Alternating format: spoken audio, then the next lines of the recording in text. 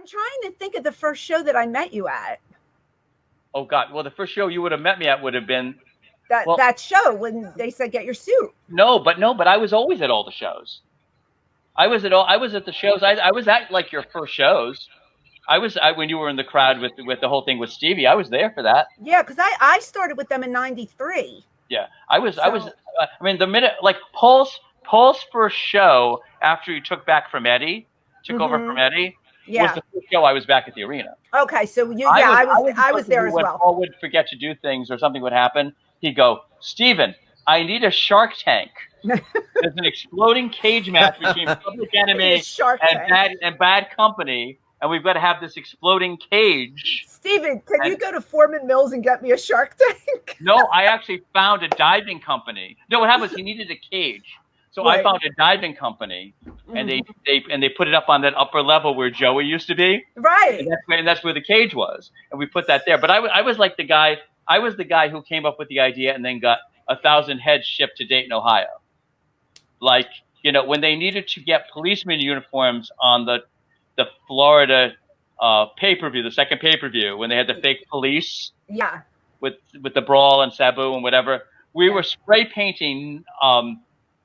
Billy clubs, actually axe handles, hammer handles, to make billy clubs for the talent at the hotel the night before, and I had ordered all the uniforms to be shipped down.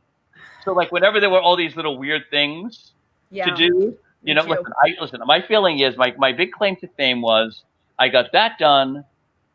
I got Divine Brown to show up. we did an episode on Divine Brown and guest stars. And, yes.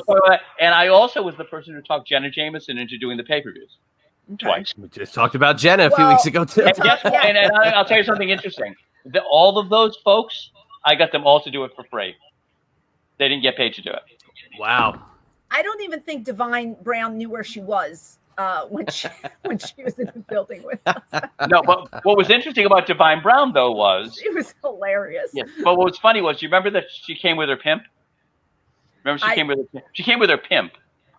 And I was there, and I dropped some papers, and I looked down, and the guy has a pistol strapped to his ankle. He's got a gun.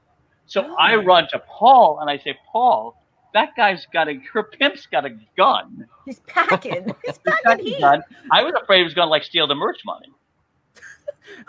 Well, I know that night she asked me to be in her next film.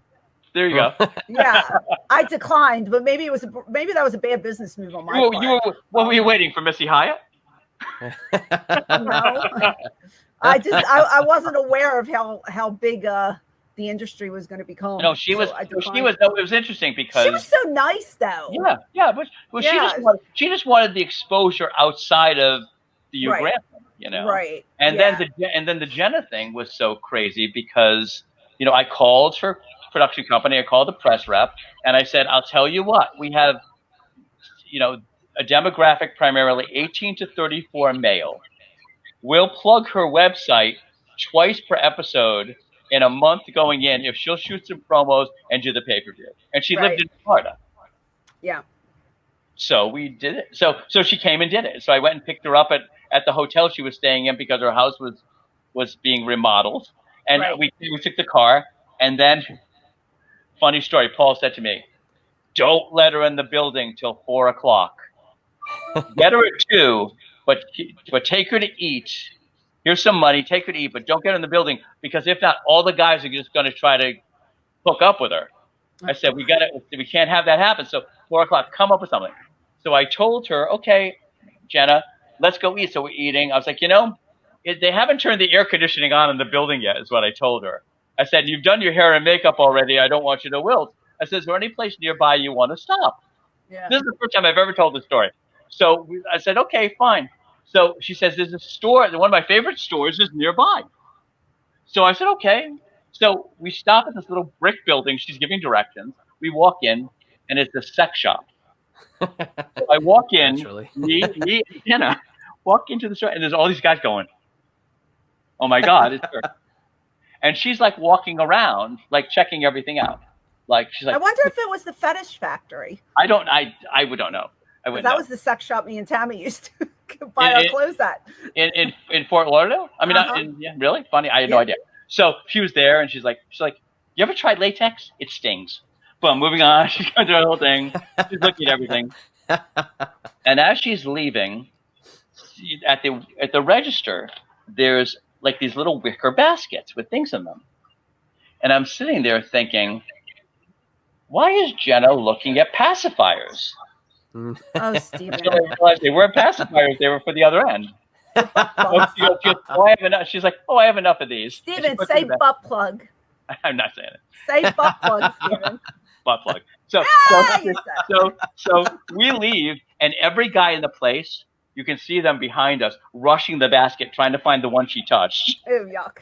Yuck. But anyway, but she was lovely to work with, and she was very fun. But that was the whole Jenna thing was hysterical. Well, I want to heal you for getting 1,000 heads sent, because about 42 of them hit me that evening, and I wasn't happy about it. They weren't supposed to throw them; they were supposed to just use them for entrance. Oh no, they threw them.